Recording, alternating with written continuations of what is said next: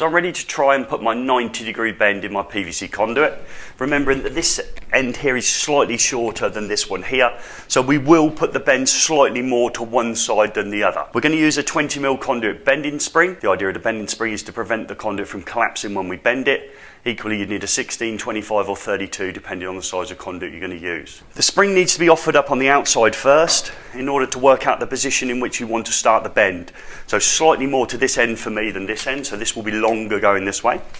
There's a cable on the outside to prevent it getting trapped inside the conduit. I just fold it over in order that I can drop it in to the conduit itself and position it down. Now fold it over. So I've got the spring here in this section of conduit. What I'm going to do next is warm up the conduit to try and prevent that spring from rippling through. I know over the years the conduit isn't as good a grade as it used to be, and it does slightly whiten out the black when you put the bend in. We're going to have to live with that. Take a rag and we're going to warm up the conduit in the section we want to bend. And that should be touch warm, which it is. And then for my technique, I'm going to get onto what I call a large motorbike, so my arms are at that kind of width. We'll be playing around with the width of the arms depending on the student. So mine's about there, okay, and then from that position, I'm just going to fold it in, hold it, allow it to come out, fold it in, and hold it, and we go out. Finally again, just hold it in. I want to leave it in a slightly overbent position, so I want to rest it beyond 90 in that position, possibly about there. The spring needs to come out at this stage and it needs to be rested.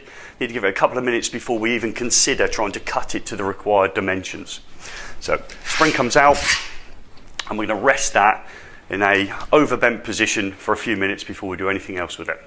So I've rested our PVC conduit and we can see our bend now is approximately at 90 degrees. We can just tug it out if we need to, but we can never put more bend in. So if it's gone beyond 90, what we can't do, I'll show you on this one, what we can't do is actually put more bend in without putting the spring back in, because if we do, it just collapses.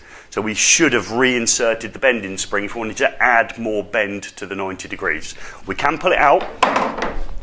So we can just gently tease it out, but we can't put any more in. My cross-reference point is a steel conduit bend, which is done on a conduit bending machine in the former, as whether that is an acceptable bending radius. The bending radius should be 2.5 times the diameter of the pipe as a minimum, which is a 50mm radius. However, if I offer it up here across the top of the steel conduit, we can see that that's near perfect with the technique we've used to get a bending radius identical to that one in steel. So steel's done using the former. We used our big motorbike technique and we've got a bending radius very similar to that.